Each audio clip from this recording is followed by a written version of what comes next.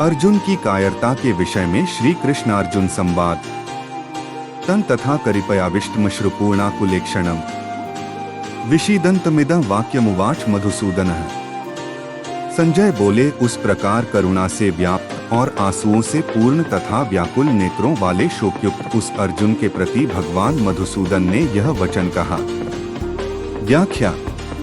इस श्लोक में संजय, जो धृतराष्ट्र के मंत्री हैं और कुरुक्षेत्र के युद्ध की घटनाओं को वर्णित कर रहे हैं, ने अर्जुन की स्थिति का वर्णन किया है। अर्जुन, जो अब तक वीरता और साहस का प्रतीक माना जाता था, युद्ध भूमि पर आते ही दुर्हक और अश्रुपूरित दृश्य में परिवर्तित हो गया है। उसकी आंखें आंसुओं से भरी हुई हैं और वह अत्यंत विषादित महसूस कर रहा है। संजय ने यहाँ यह विवरण दिया है कि कैसे मधुसूदन अर्थात श्री कृष्ण ने अर्जुन की इस दयनीय स्थिति को देखा और उसे संबोधित किया। कृपयाविष्ट से तात्पर्य है कि अर्जुन पर दया और करुणा का प्रभाव पड़ गया है। उसका मन अत्यंत व्यथित और चिंतित है और इसी अवस्था में उसने श्री कृष्ण से संवाद किया। यह श्लोक हमें यह बताता है कि अर्जुन की स्थिति कितनी गंभीर है और उसे सहायता की आवश्यकता है। श्री कृष्ण, जो स्वयं एक महान योगी और ज्ञानवान हैं, अर्जुन की इस स्थिति को ठीक करने के लिए उपदेश देने वाले हैं। यह दृश्य गीता के अंतर्गत आने वाले महत्वपूर्ण शिक्षण की शुरुआत का संकेत है, जहां श्री कृष्ण अर्जुन को उसके संकट से उबारने के लिए मार्गदर्शन। श्री भगवानुवाच कुतस्त्वा कश्मलमिदं विष्णे समुपस्थितम् अनार्यजुष्टमस्वर्ग्यं कीर्तिक्रमर्जुन। श्री भगवान बोले, हे अर्जुन, तुझे इस असमय में यह मोह किस हेतु से प्राप्त हुआ? क्योंकि न तो यह श्रेष्ठ पुरुषों द्वारा आचरित है, न स्वर्ग को देने वाला है और न कीर्ति को करने वाला ही है। व्याख्या। इस श्लोक में भगवान श्री कृष्ण अर्जुन से कह रहे हैं कि इस युद्ध भूमि में तुम्हारे द्वारा प्रकट किया गया दुर्बलता और दुविधा बिल्कुल भी उचित नहीं है। तुम एक महान योद्धा हो और इस प्रकार के मनोविज्ञान के लिए तुम्हारा स्थान नहीं है। तुम्हारा यह व्यवहार अनार्य, अशिष्ट है और यह तुम्हारी मान्यता के अनुसार स्वर्गीय सुख की प्राप्ति में विघ्न डालने वाला है। इस प्रकार के कार्य तुम्हारी कीर्ति को भी नष्ट कर देंगे। भगवान श्री कृष्ण अर्जुन को यह समझाने का प्रयास कर रहे हैं कि वह जो कर रहे हैं वह उनके उच्च मान को और कर्तव्यों के अनुरूप नहीं है। यह श्लोक अर्जुन को उनके धर्म और कर्तव्य की ओर लौटने के लिए प्रेरित करता है और उन्हें उनके नकारात्मक विचारों को दूर करने के लिए प्रोत्साहित करता है।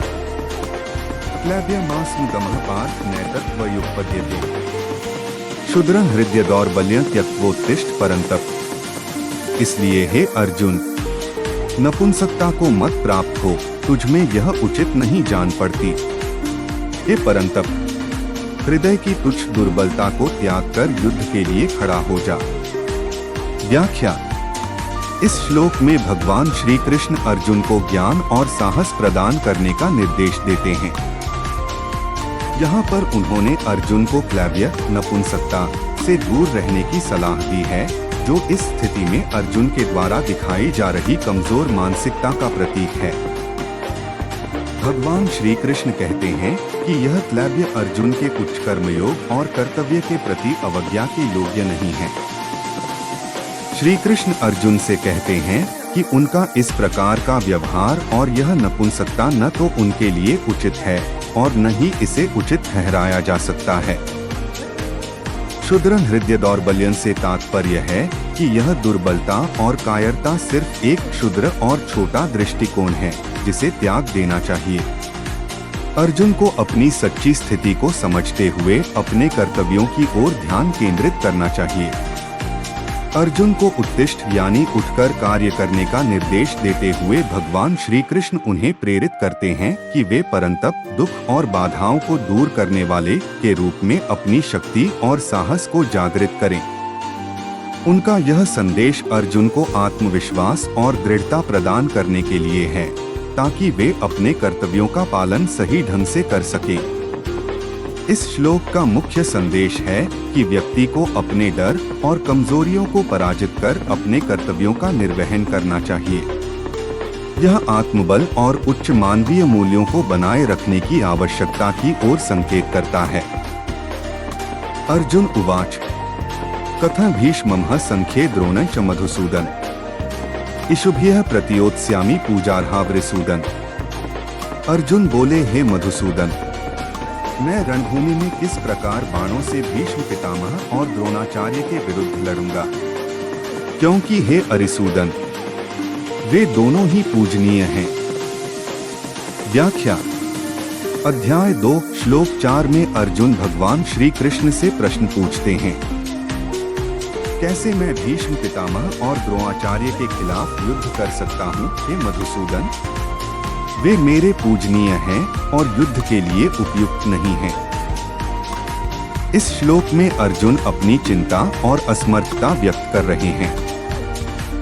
वे दो ऐसे व्यक्तियों का उल्लेख कर रहे हैं जिन्हें वे अत्यंत सम्मानित मानते हैं और जिनके खिलाफ युद्ध करना उनके लिए एक नैतिक और भावनात्मक संघर्ष पैदा करता है। भीष्म पितामह और द्रोणाचार्य महाभारत के महान योद्धा और शिक्षकों के रूप में जाने जाते हैं और अर्जुन के लिए उनका विरोध करना अत्यंत कठिन है। इस श्लोक के माध्यम से अर्जुन अपने आंतरिक संघर्ष और द्वंद्व को व्यक्त कर रहे हैं, जो युद्ध की कठिनाइयों को दर्शाता है।